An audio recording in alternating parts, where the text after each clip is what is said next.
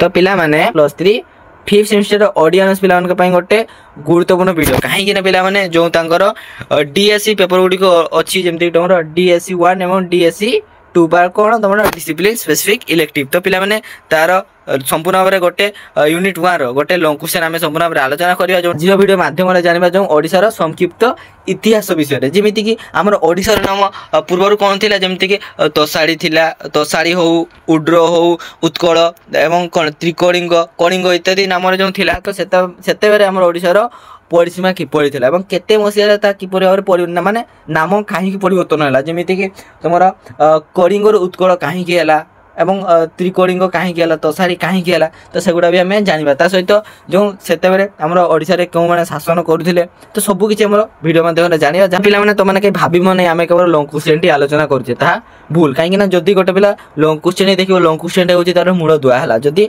तो माने मूळटे स्ट्रांग कर देबो बा लॉन्ग क्वेश्चन टी देखि देबो से लॉन्ग क्वेश्चन भितरे ही अन्य गुटे शॉर्ट क्वेश्चन बाहरिबो तो तुम मन को शॉर्ट नोट भी डाकी देबी कार किछि अवश्य होबा नै तो चलंतु बेला माने वीडियो टी आरंभ करिबा एवं संपूर्ण भाबरे मूळडू चूड़ पर्यंत बुझिबा हला ओडिसा संक्षिप्त इतिहास विषय माने शॉर्ट जानिबा हला प्राय ख्रीष्टपूर्व 3य शतकर भारतर ऐतिहासिक मानचित्र रे ओडिसा एक उल्लेखयोग्य स्थान ऐतिहासिक मन द्वारा स्वीकृत होइतिला माने केतेरे देखो 3य शतक रु हमर ओडिसा गुटे स्वतंत्र राज्य रूप रे स्वीकृति प्राप्त होइतिला एवं तापर कोन होइतिला समग्र भारतर सांस्कृतिक और राजनैतिक आरोडन रे प्राचीन काल रु अद्यावधि ओडिसा रो राजन्य वर्ग तथा साधारण जनता उल्लेखयोग्य भूमिका मध्य संपादन करितिले सेतरे जो राजनैतिक हो कि सांस्कृतिक हो क्षेत्र रे जो निजर माने साधारण जनता जे कि एठारे तांकर उत्तम भूमिका संपादन करि जाइछन्ती एवं विभिन्न समय रे ओडिसा माटी रे विशाल राज्य साम्राज्य मान गढी उठी पुनर्बार विलीन होइछि ताले एठी कर कहले ना ही हमर जो ओडिसा माटी रे हला माने अन्य गोटे राज्य माने सेठी कोन होइछि साम्राज्य होइछि एवं तार पुनर्बार से विलीन मध्य हेछि विभिन्न धर्म प्लावन रही देखो आम ओडिसा रे केवल खाली हिंदू धर्म ही बास करते तो ताहा तो कहि हेबो नै सेटा ख्रीष्ट धर्म भी अछंती मुस्लिम धर्म अछंती देन प्राय तो सब धर्म लोक माने ओडिसा रे बास करूछन्ते हला इसार का कारुकाज मणित प्रस्तर निर्मित मंदिर मान गढी उठिछि एवं एहार बणिक माने सामुद्रिक वाणिज्य द्वारा धनरत्न सुआ बुहाउछन्ती तो निहाती भाबरे तो माने जानिछन्ती जे हमर ओडिसा रे जो प्रस्तर निर्मित मंदिर मान कोन जेमिति पुरी मंदिर हो कि कोणार्क मंदिर हो सेमति अनेक गोटे मंदिर अछि जोटा कि खाली पत्थर रे तयारी हेछि देखो तार बणिक माने कोन करते ना समुद्र द्वारा से माने वाणिज्य कारोबार करिथांती हला एवं ता सहित कोन करथांती ना कलिंग किंबा उत्कलर अतीत गौरव कारर गर्भरे विलीन मध्य होइछि जो उत्कलर जे सब गौरव अर्जन करिछि ता कोन कार गर्भरे पुणी सेटा गायब हो जाइछि किंतु पुरातन सब तत्वविद एवं ऐतिहासिक मानक पाई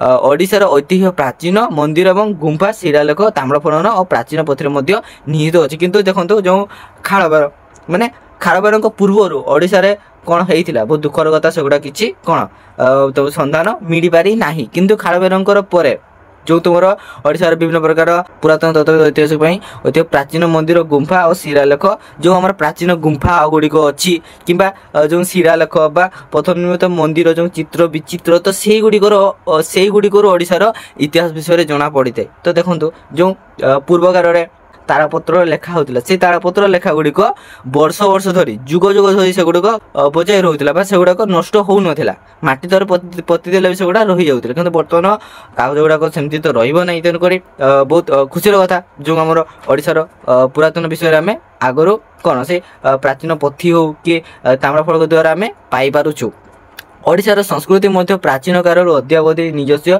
मौलिकता और स्वतंत्र मध्य बजाय रखी निहाती भाव में ओडिसा जो संस्कृति से वर्तमान कि चेंज ही नहीं कि भविष्य में हबार संभावना नहीं अतीत कीर्तिराजी विद्यमानता और बाह्य संस्कृतिर प्रभाव सत्वे पारंपरिक संस्कृतिर निरंतरता ओडिसा इतिहास और ऐतिह्यर वैशिष्ट्य एवं ओडिसा संस्कृति इतिहास विषय अनुसंधान पर विभिन्न भारतीय तथा विदेशी गवेषक विद्वान मैंने आग्रही अटंती कौन ना ओडिसा इतिहास विषय जानने समस्ते आग्रही अटंती एबे तुम ओडिशार क्षेत्रफल तुम भौगोलिक स्थिति विषय टिके जाना है। उत्तर कौन अच्छी पूर्वर कौन अच्छी अधुना ओडिशा भारत वर्षर पूर्वांचल अवस्थित एक प्रदेश। भारत वर्षर ओडिशा कौन अच्छी ना कौन पूर्वांचल अच्छी 17 डिग्री 49 एवं 20 डिग्री 34 उत्तर अक्षांश मध्य तथा 81 डिग्री 29 एवं 87 डिग्री 29 पूर्व द्राघिम रेखा उपर यह अवस्थित होता है। जदि आम भौगोलिक दृष्टिकोण देखा एवं यार उत्तर पूर्व में पश्चिम बंग प्रदेश एवं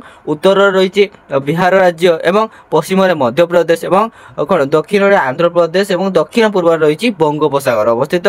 भौगोलिक दृष्टिकोण जो ओडिशा को केते विभक्त कराई ना ओडिशा को मन रखियो 4 बार विभक्त कराई। कौन कौन गोटेला उत्तर मालभूमि देन पूर्वघाट केन्द्रीय अंचल एवं उपकूलवर्ती समतल अंचल अभ्यंतरीण पार्वत्य अंचल बाहरी नदी कौन नदी मानकर पटुमाटी द्वारा उत्तर कौन उपकूलवर्ती समतल अंचल गठित होता है। ओडिशा रे कौन गोटे नदी के ना ओडिशा रे 11टा नदी प्रवाहित हो गंगा नदी हो गोदावरी नदी बैतरणी नदी बुढ़ाबलंग नदी इत्यादि अनेक गोटे नदी अच्छी। तो जहाँ द्वारा कौन होमर जो कौन नदी मानक पटुमाटी द्वारा उपकूलवर्ती अंचल समतल मध्य कौन सामान ओडिशार प्राचीनतम आदिवासी माने किए आदिवासी मन ओडिशार जदि क्वेश्चन पड़े सर्ट क्वेश्चन है ओडिशार प्राचीनतम आदिवासी किए डेस आदिवासी। परवर्ती काल में उत्तर पटु आसिले कि आर्य माने दक्षिण पटु द्राविड़ माने ओडिशा को आसते उत्तर पटु किए आसते ना आर्य माने दक्षिण पटु आसते द्राविड़ माने। नृतात्विक दृष्टिकोण ओडिशार आदिवासी माने प्रोटो आस्ट्रेलेट एवं कौन से आस्ट्रेलेट श्रेणी अंतर्भुक्त आदिवासी माने विभिन्न गोष्ठी अंतर्भुक्त जता केमती जेते सब आदिवासी जाति गुटा गला जमती कि कंद सबरो गंड हो सांताल भूया जुआंग ओराव मुंडा परजा गोदवा इत्यादि एगुड़ा कौन एगुड़ा सब आदिवासी गोष्ठी सॉरी आदिवासी जाति। नैतात्विक दृष्टिकोण ओडिशा रे पश्चिमी ब्राकीसेफालिक नामधेय आउ एक श्रेणी लोक देखा जाते एमानकर मुंड ओसारी एवं नाकटी सरू। एबे आमे तुमरो जो प्राग ऐतिहासिक संस्कृति विषय जानिबा। आदिवासी माने ओडिशार मूल आदिवासी होइथिबारु विभिन्न स्थान मानकर प्रागैतिहासिक संस्कृतिर निर्देशनामा मिलिछि।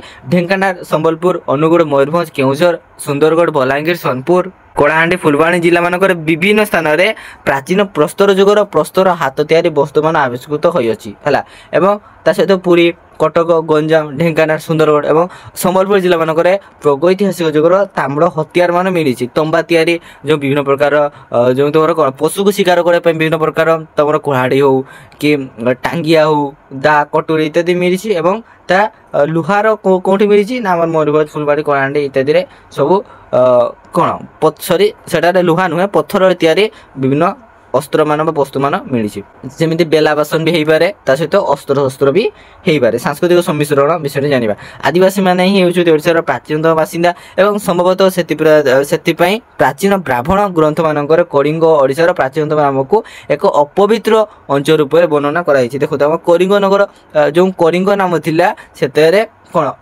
तो समस्ते जानते जे ओडिशार प्राचीनतम बासिंदा आदिवासी माने तेणु ब्राह्मण ग्रंथ मानकर जो कलिंग को एक अपवित्र नाम रूप में वर्णना कराई। वैदिक जुगर परवर्ती काल में उत्तर भारत आर्य माने ओडिशा आसीथिले या फल ओडिशा रे एक व्यापक सांस्कृतिक परिवर्तन संभव होइतिला।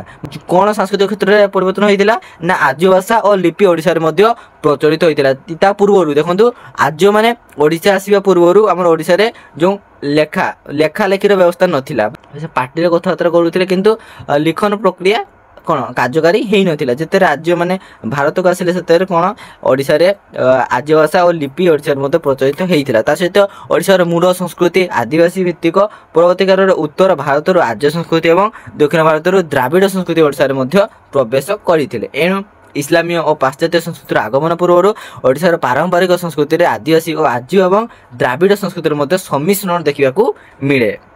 ऐतिहासिक भूगोल जाना है देखो महाभारत जुग ठार प्राचीन ग्रंथ मानकर ओडिशा विषय उल्लेख देखा मिले किंतु विभिन्न समय ओडिशा एवं यार विभिन्न अंचल मान विभिन्न भाव में नामित होता जमीक कि ओडिशार प्राचीनतम नाम गुड़िक कौन कौन जमीक कलिंग कंगद त्रिकलिंग उत्कल तसारी कसर उड्र एवं ओडिशा एना कौन अच्छी एना अच्छी ओडिशा है माने देखो केतटा नाम पर चेंज हो गोटे नामटी परमानेंट रही।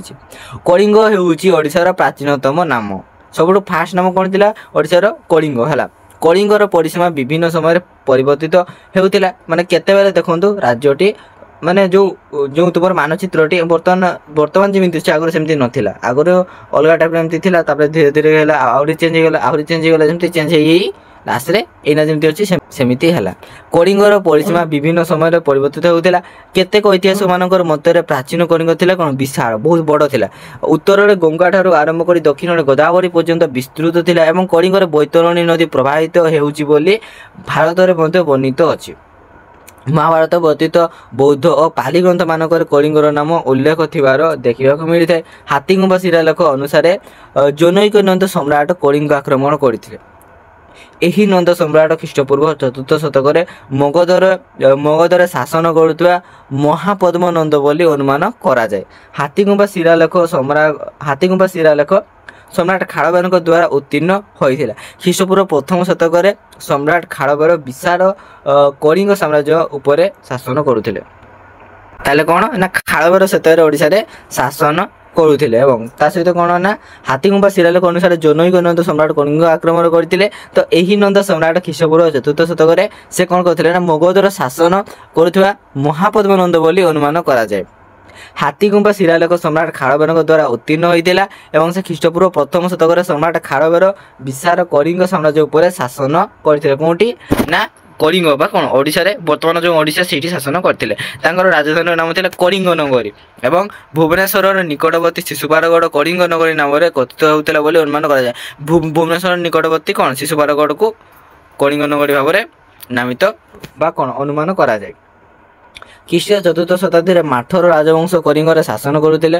ତାହେଲେ ଖ୍ରୀଷ୍ଟୀୟ 4th ଶତାବ୍ଦୀରେ ମାନେ କେଉଁ ରାଜବଂଶ ଓଡ଼ିଶାରେ ଶାସନ କରୁଥିଲେ କି ନା ମାଠର ରାଜବଂଶ ଏବଂ ସେତେବେଳକୁ କଳିଙ୍ଗର ପରିସର ସଂକୁଚିତ ହୋଇଯାଇଥିଲା ଏବଂ ମାଠର ଶାସିତ କଳିଙ୍ଗ ରାଜ୍ୟର ଉତ୍ତର ପୂର୍ବରେ ମହାନଦୀ ଓ ଗଙ୍ଗା ନଦୀ ମଧ୍ୟରେ ଏକ ସ୍ୱତନ୍ତ୍ର ରାଜ୍ୟ ଗଢ଼ି ଉଠିଥିଲା ଏବଂ ସଂସ୍କୃତି ଭାଷାର ମହାକବି କାଳିଦାସଙ୍କ ଦ୍ୱାରା ରଚିତ ରଘୁବଂଶ ମହାକାବ୍ୟର ବର୍ଣ୍ଣନା ଅନୁସାରେ ଏହି ରାଜ୍ୟର ନାମ ଥିଲା ଉତ୍କଳ ରାଜ୍ୟ। ସେଥିରେ କ'ଣ କଳିଙ୍ଗରୁ ଉତ୍କଳ କେମିତି ରୂପାନ୍ତରିତ ହେଲା ସେଇଟା ଦେଖ। ତା ସହିତ ତେଣୁ ମହାନଦୀର ଦକ୍ଷିଣ ଅଞ୍ଚଳ ଏବଂ ଗୋଦାବରୀ ନଦୀ ପର୍ଯ୍ୟନ୍ତ ବିସ୍ତୃତ ସାମ୍ପ୍ରତିକ ଆନ୍ଧ୍ରପ୍ରଦେଶର ପୂର୍ବ ଭାଗ ଖ୍ରୀଷ୍ଟୀୟ 4th ଶତାବ୍ଦୀ ବେଳକୁ କଳିଙ୍ଗ ରାଜ୍ୟ ଭାବରେ ପରିଚିତ ହେଲା। ଖ୍ରୀଷ୍ଟୀୟ 5ମ ଶତାବ୍ଦୀର ଶେଷ ଆଡ଼କୁ ଏହି ଅଞ୍ଚଳରେ ପୂର୍ବ ଗଙ୍ଗ ରାଜବଂଶ ରାଜତ୍ୱ ପ୍ରତିଷ୍ଠା କରିଥିଲେ। ତାପରେ କ'ଣ ହେଇଥିଲା ନା ପୂର୍ବଗଙ୍ଗ ରାଜବଂଶ ରାଜଧାନୀ ନାମ ଥିଲା କ'ଣ କଳିଙ୍ଗ ନଗର ଏବଂ ସାମ୍ପ୍ରତିକ ଆନ୍ଧ୍ରର ଶ୍ରୀକାକୁଲମ ଜିଲ୍ଲାରେ ଅବସ୍ଥିତ ମୁଖଲିଙ୍ଗମ ଖ୍ରୀଷ୍ଟୀୟ 5ମ ଶତାବ୍ଦୀର କଳିଙ୍ଗ ଭାବରେ ପରିଚିତ ଥିଲା ବୋଲି ଐତିହାସିକମାନେ ମତ ଦିଅନ୍ତି। ଖ୍ରୀଷ୍ଟୀୟ 7ମ ଶତାବ୍ଦୀର ଚୀନ ପରିବ୍ରାଜକ କିଏ ହୁଏନ୍ସା କଳିଙ୍ଗ ପରିଦର୍ଶନ କରିଥିଲେ।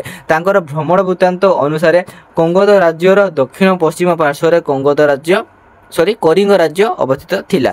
ସେତେବେଳେ କଙ୍ଗୋଦରେ ଶୈରଦ୍ଭବ ରାଜବଂଶ ଶାସନ କରୁଥିଲେ ଏବଂ ସାମ୍ପ୍ରତିକ ପୁରୀ ଜିଲ୍ଲା, ଗଞ୍ଜାମ ଜିଲ୍ଲା ଉତ୍ତର ଅଂଶ ଓ ବୌଦ୍ଧ ଜିଲ୍ଲା ସେତେବେଳେ କ'ଣ କଙ୍ଗୋଦ ରାଜ୍ୟ ନାମରେ ପରିଚିତ ହୋଇଥିଲା। ପୂର୍ବ ଗଙ୍ଗବଂଶୀ ରାଜାମାନେ ଏକାଦଶ ଶତାବ୍ଦୀର ଶେଷ ଭାଗ ପର୍ଯ୍ୟନ୍ତ ଦକ୍ଷିଣ ଓଡ଼ିଶା ଓ ପୂର୍ବ ଆନ୍ଧ୍ରପ୍ରଦେଶର ସୀମିତ କଳିଙ୍ଗ ରାଜ୍ୟ ଉପରେ ଶାସନ କରୁଥିଲେ। ଏହାପରେ ଶକ୍ତିଶାଳୀ ଯେଉଁ ଗଙ୍ଗ ସମ୍ରାଟ ଚୋଡ଼ଗଙ୍ଗଦେବ ଆସିଲେ ସେ ସମଗ୍ର ଓଡ଼ିଶାର ଅଧିକାର କରି ଏହା ଉପରେ ରାଜତ୍ୱ ସ୍ଥାପନ କରୁଥିଲେ। ତାପରେ ଆସିଲେ ତ୍ରିକଳିଙ୍ଗ। ତ୍ରିକଳିଙ୍ଗ କେତେବେଳେ ହୋଇଥିଲା ନା ପ୍ରାଚୀନ ଶିଳାଲେଖ ମାନଙ୍କରେ ଓଡ଼ିଶାର ଏକ ପ୍ରାଚୀନ ନାମ କ'ଣ ତ୍ରିକଳିଙ୍ଗ ବୋଲି ଉଲ୍ଲେଖ ଥିବାର ଦେଖିବାକୁ ମିଳେ। ଏହାର ପରିସୀମା ନିର୍ଦ୍ଦିଷ୍ଟ ଭାବରେ ଚିହ୍ନିତ କରାଯାଇ ପାରିନାହିଁ। ମାନେ ତ୍ରିକଳିଙ୍ଗ ଥିଲାବେଳେ ଓଡ଼ିଶାର ପରିସୀମା କିପରି ଭାବରେ ଥିଲା ତାହା ବର୍ତ୍ତମାନ ଯାଇ ଚିହ୍ନିତ କରାଯାଇ ନାହିଁ। ପୂର୍ବ ଗଙ୍ଗବଂଶୀ ତଥା ସୁବର୍ଣ୍ଣପୁରର ଶାସନ କରୁଥିବା ସମବଂଶୀ ରାଜାମାନେ ଅଭିଲେଖମାନଙ୍କରେ ତ୍ରିକଳିଙ୍ଗାଧିପତି ଉପାଧି ଗ୍ରହଣ କରିଥିଲେ। ପ୍ରଥମେ କେତେରେ 537 ଖ୍ରୀଷ୍ଟାବ୍ଦରେ ଜାରି କରାଯାଇଥିବା ସନନ୍ଦରେ ପୂର୍ବ ଗଙ୍ଗବଂଶୀ ରାଜା ପ୍ରଥମ ଇନ୍ଦ୍ରବର୍ମନ ଏହି ଉପାଧି ଧାରଣ କରିଥିଲେ। ତାଙ୍କର ଉତ୍ତରାଧିକାରୀ ମଧ୍ୟ ଏହି ଉପାଧି ଗ୍ରହଣ କରିଥିଲେ। ପୂର୍ବ ଚାଲୁକ୍ୟବଂଶୀ ରାଜାମାନଙ୍କର ତାମ୍ରଫଳକ ମାନଙ୍କରେ କଳିଙ୍ଗ ଏବଂ ତ୍ରିକଳିଙ୍ଗ ଦୁଇଟି ସ୍ୱତନ୍ତ୍ର ରାଜ୍ୟ ଭାବରେ ବର୍ଣ୍ଣିତ ହୋଇଛି। ବ୍ରହ୍ମାଣ୍ଡ ପୁରାଣର ବର୍ଣ୍ଣନା ଅନୁସାରେ ତ୍ରିକଳିଙ୍ଗ ଝଞ୍ଜାବତୀ ନଦୀ ଠାରୁ ବେଦବତୀ ନଦୀ ପର୍ଯ୍ୟନ୍ତ ବିସ୍ତୃତ ଥିଲା। ଝଞ୍ଜାବତୀ ନଦୀ ଅବିଭକ୍ତ କୋରାପୁଟ ଜିଲ୍ଲାର ପୂର୍ବାଂଶରେ ପ୍ରବାହିତ ନାଗାବଳୀ ନଦୀର ଉପନଦୀ ଏବଂ ଏହି ନଦୀର ପଶ୍ଚିମାଂଶରେ ପ୍ରବାହିତ ଇନ୍ଦ୍ରାବତୀ ନଦୀକୁ ପ୍ରାଚୀନ କାଳରେ କ'ଣ ବେଦବତୀ ବୋଲି କୁହାଯାଉଥିଲା। ଐତିହାସିକ ପ୍ରବୋଧ କୁମାର ମିଶ୍ରଙ୍କର ମତରେ ସାମ୍ପ୍ରତିକ ଅବିଭକ୍ତ ସମ୍ବଲପୁର, କଳାହାଣ୍ଡି, ବଲାଙ୍ଗୀର ଏବଂ କୋରାପୁଟ ଜିଲ୍ଲାମାନଙ୍କୁ ନେଇ त्रिकोणीଙ୍କ राज्य गठित होता। त्रिकोणीଙ୍କ राज्य कौन कौन राजा गुड़िक नहीं गठित होता संबलपुर कलाहांडी बलांगीर कोरापुट इत्यादि राज्य गुड़िक नहीं। तापर आसला उत्कल है ओडिशार आउ एक प्राचीन नाम था उत्कल।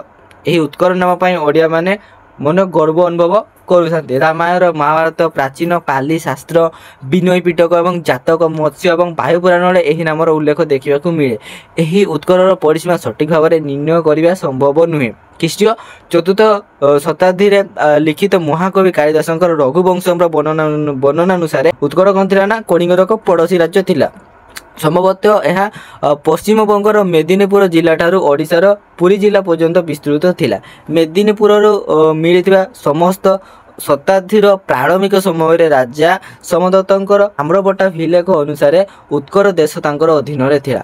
ताम्रलेख अनुसार राजा सोमदत्त गौड़ राजा गौड़ राजा शशांकर जनैक सामंत थिले। अष्टम नवम और दशम शताब्दी रे भौमवंशी राजा माने सेमानकर राज्य को तोसाड़ी तथा उत्कल एवं उभय नाम नामित करिसेंति।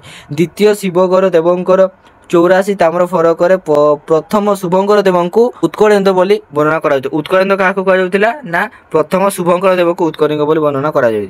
द्वितीय शिवगर देवंकर 84 ताम्र फरक प्रथम शुभंकर देव को कपिलेन्द्र बोली वर्णना करा। सॉरी उत्कलेन्द्र देव बोली वर्णना करा।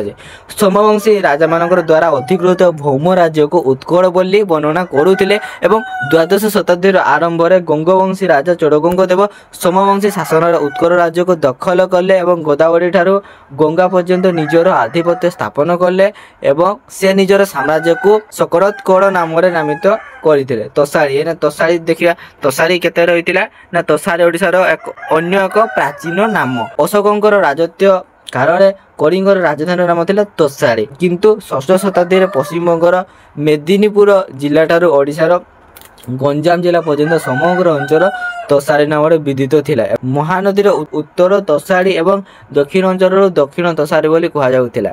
एरबंग एवं स्वर ताम्र फलक अनुसार षष्ठ शताब्दी शेष भाग उभय तोसाड़ीर मुदगर राजा शंभुजस शासन करुथिले। अष्टम और नवम और दशम शताब्दी रे भौमवंशी राजा माने उभय उत्तर तोसाड़ी और दक्षिण तोसाड़ी पर शासन करुथिले एवं सेमानक राज्यर नाम मध्य तोसाड़ी थिला। तापर देखा कोन अछि कोसल हला। गुप्त राजत्व समय रे मध्य प्रदेशर बिलासपुर और रायपुर जिला एवं ओडिशार संबलपुर सुंदरगढ़ एवं बलांगीर जिला अंचल गुड़ी को कोसर नाम अभिहित करा जाउथिला। अलाहाबाद स्तंभ शिलालिपि अनुसार गुप्त सम्राट समुद्रगुप्त कोसर राजा महेंद्र को परास्त करते। रामायण और महाभारत तथा विभिन्न पुराण अनुसार यही अंचल को दक्षिण कोसर नाम अभिहित करा बोली केतेक ऐतिहासिक मत दियंती। सप्तम शताब्दी चीन परिव्राजक हुएनसा यही कोसर परिवर्तन करथिले बोली तांकर भ्रमण वृत्तांत लिखाई। से लिखिसंती जे यही कोसर राज्य कलिंगर राजधानी ठारू कौन 1800 ली अर्थात प्राय 300 मीटर दूर रे उत्तर पश्चिम दिगरे अवस्थित थिला एवं अष्टम और नवम शताब्दी रे भौम मान को पराजित करी उपकूल ओडिशा रे सेमानकर राजत्व स्थापन कले। ता सहित कौन कले ना सोमवंशी माने प्रथमे महानदी कूल मध्य प्रदेश रायपुर जिले में श्रीपुर ठारे राजधानी स्थापन करथिले। परवर्ती काल में सुवर्णपुर सांप्रतिक सोनपुर तथा विनतीपुर सांप्रतिक बिनिका को राजधानी स्थानांतरित करथिले। तापर देखिए कौन अच्छे उड्र एवं ओडिशा। ओडिशा नाम एक पौराणिक उत्पत्ति रही। यह उड्रु आसी कौन उड्रु होइछि ओडिशा। प्राचीन साहित्य और शिलालेख गुड़िकर उड्रर उल्लेख देखा मिले। ख्रीष्टपूर्व द्वितीय शतक लिखित मनु संहितार उड्र मान विषय उल्लेख कर। उड्र मान विषय कौटू मिले ना ख्रीष्टपूर्व द्वितीय शतक लिखित मनु संहितारू मिले। ब्रह्मपुराण लेखा अच्छी जे ब्रह्मपुराण लेखा अच्छी जे उड्र देशर बैतरणी नदी प्रवाहित एवं एथिरे तीनोटी तीर्थक्षेत्र यथा पुरुषोत्तम क्षेत्र अर्क क्षेत्र विरजा क्षेत्र अवस्थित एवं सप्तम शताब्दी चीन परिव्राजक हुएनसा मेदिनीपुर जिला ठारू अंचल को उच्च अर्थात कौन उड्र नाम अभिहित करिसंती। स्वरु मिलुवा राज्य सोमदत्तंकर 621 622 ख्रीष्टाब्दर ताम्र फलक द्वय अनुसार उपकूलवर्ती ओडिशार उत्तर भाग हर्षवर्धन शासनाधीन थिला एवं यहाकू से समय उड्र विषय बोली नामित करा जाउथिला। पूर्वरु गौड़ राजा शशांक अधीनस्थ थिबा सोमदत्त एवं शशांक मृत्यु पर କନୌଜ ରାଜା ହର୍ଷବର୍ଦ୍ଧନଙ୍କର ବଶ୍ୟତ ସ୍ୱୀକାର କରି ଏବଂ ଉଡ୍ର ବିଷୟରେ ସୀମାନ୍ତ ରାଜା ହୋଇଥିଲେ। ତା ସହିତ କ'ଣ କରିଥିଲେ ନା ନବମ ଓ ଦଶମ ଶତାବ୍ଦୀରେ ଆରବୀୟ ଓ ପାରସ୍ୟ ଭୂଗୋଳବିତ୍ ମାନେ ଭୌମ ଶାସନ ରାଜ୍ୟକୁ ଉର୍ସିନ୍ ଏବଂ ଉର୍ସଫିନ୍ ନାମରେ ଅଭିହିତ କରିଛନ୍ତି। सोमवंशी राजा प्रथमे जन्मेजय ब्रह्मेश्वर मंदिर शिलालेखरे एक सोमवंशी राजा उद्यत किशोरी नरसिंह ताम्रपट्टी भिलेखरे उड्रर एक उल्लेख देखा मिलता है। जानवा बृहत्तर ओडिशा केत रही ना राजनैतिक सांस्कृतिक दृष्टिकोण देखिले अतीतर ओडिशा सांप्रतिक ओडिशा ठारू बहुत विशाल थिला एवं गंग और सूर्यवंशी राजा मान राजत्वगार उत्तर गंगा ठारू दक्षिण गोदावरी नदी पर्यंत ओडिशार परिव्याप्ति थिला। 1568 मसीह बंगर मुसलमान सैन्यबाहिनी द्वारा ओडिशार शेष स्वाधीन स्वदेश राजा मुकुंद देव परास्त और निहित हेले। तो यापर ओडिशार विखंडीकरण प्रक्रिया आरंभ है और ओडिशार स्वतंत्र सत्ता लोप पाइला। बहुत दुखर कथा इंग्रेज शासन काल ओडिशार अंचल मान बंग माद्राज केन्द्रीय प्रदेश विभक्त हो रहा। गड़जात मिश्रण संपूर्ण है 1949 जनवरी पाहिलू ओडिशार सांप्रतिक राजनैतिक मानचित्र संपूर्ण बदली गला। ओडिशा बाहर पड़ोशी प्रदेश मानक बहु संख्यक ओडिया भाषाभाषी रही। बिहार सिंहभूमि जिला ता सहित पश्चिमबंगर मेदिनीपुर मध्य प्रदेश फुलझर नुआगढ़ बस्तर रायगढ़ और सारंगगढ़ अंचल एवं आंध्र प्रदेश तोरड़ा टिजोली मंजूसा जलंधर एवं बुढ़ा सिंह अंचल एबे भी ओडिया भाषा और संस्कृति बंचिकी रही। तो पे आज भिडियो ये रखुच्छी। भिडियो को संपूर्ण देखि धन्यवाद। जय जगन्नाथ।